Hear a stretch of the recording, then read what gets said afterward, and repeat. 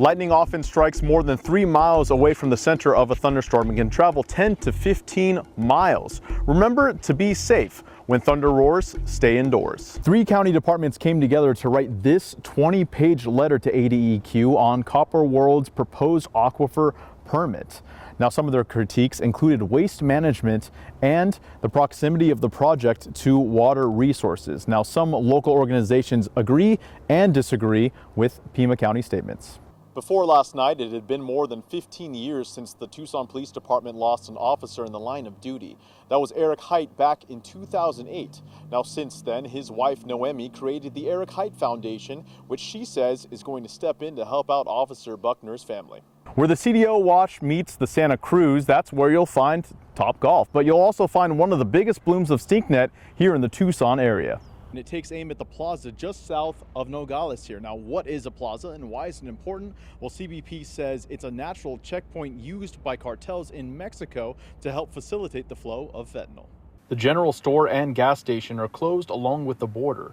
The post office only helped 1 person today as opposed to the 30 or so they normally help on a Monday. While quiet here, it's a lot less so a few miles west as hundreds of migrants await processing.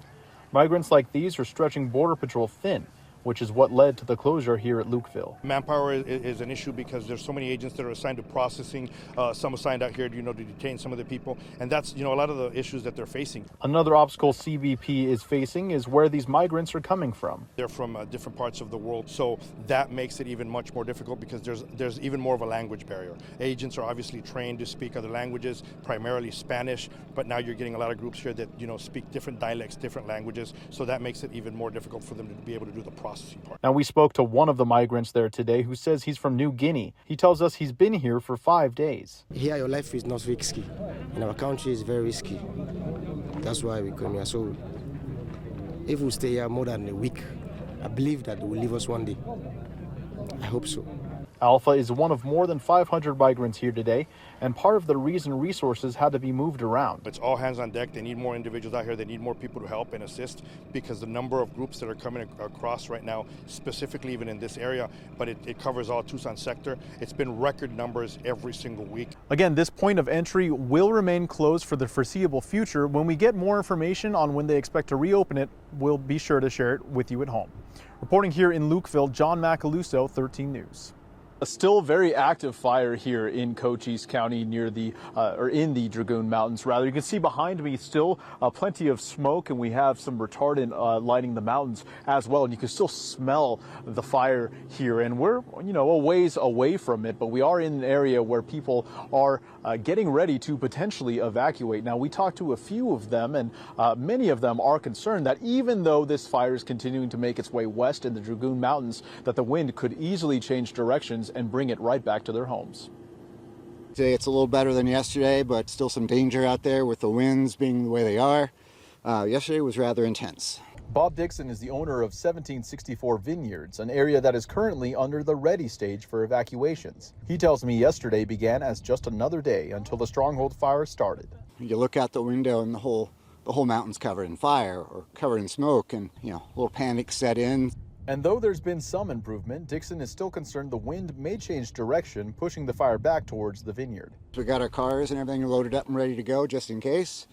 So it's just a whole lot of waiting and watching, and that's all you can do. We also caught up with Pat Vicario, a resident that one of our crews spoke to yesterday. He shares Dixon's concerns and tells me he's been watching the fire closely since it began. I watched the fires all night at home with my spotting scope, and they seemed to be stationary once the wind stopped. But this morning, about 10:45, 11-ish, the wind shifted. He shared with me his concerns as the fire continues to burn. We're just standing by because all it takes is one wind shift. And that fire can travel from those mountains to my house a couple miles down the road like that. So we're staying prepared. One common concern brought up to me by everyone I talked to today is the wind. It's what really set this fire off yesterday and what continues to have firefighters concerned today. As bad as it was, everything came out pretty good for yesterday. It doesn't mean, you feel the wind now. It doesn't mean things can change drastically, but we're ready if it does. Yeah, and you can just see the wind behind me as it continues to blow here near the Dragoon Mountains. And in fact, that's just one of the issues. One of the other issues that firefighters had is how dry the brush is here in this area. I mean, you can hear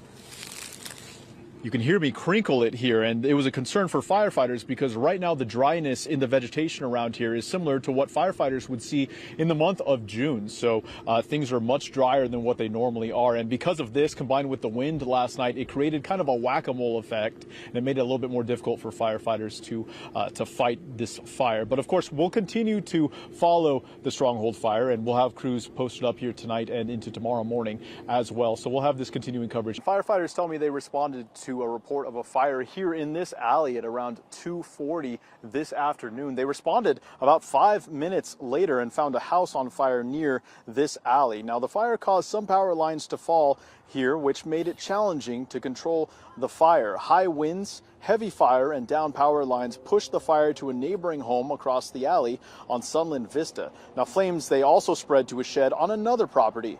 A neighbor who was here when the fire broke out tells me he was happy to see how quickly firefighters responded, but also surprised to see how quickly the fire spread.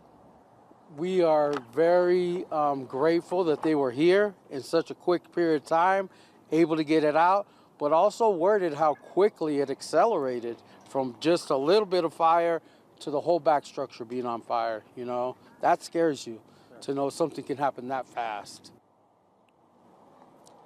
Now, a 3-alarm fire was initially called for firefighters to respond to. That was downgraded because firefighters on scene were progressing relatively well after the initial response, and they only got down the fires about 35 minutes after they responded. So a very quick response from firefighters. We'll of course continue to cover this story, and we'll have more information on air and online.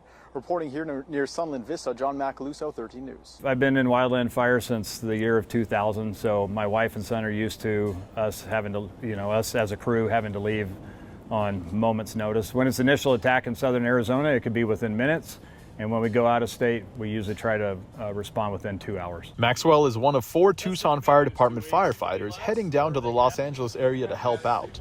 Right now, it's unclear what they'll be doing, but they'll find out tomorrow once they get into California. There's a possibility we could be assigned to go direct on the fire in Los Angeles area, or we could potentially be placed even closer to San Diego to pre-stage in case of new starts. Of the 5 fires, Maxwell says the most concerning is the Eaton fire. Santa Ana winds blow from the mountains towards the coast. The Eaton fire is on the northeast side of Los Angeles, which means that the fire is established in the mountains and you have wind that's blowing it towards the city of Los Angeles. So there's a lot of urban area between there and the coast where it runs out of fuel. Going with Maxwell is Tyler Blankenship. This won't be his first out-of-state fire, but will be his first in California. Do you feel nervous? You got like a pit in your stomach, or?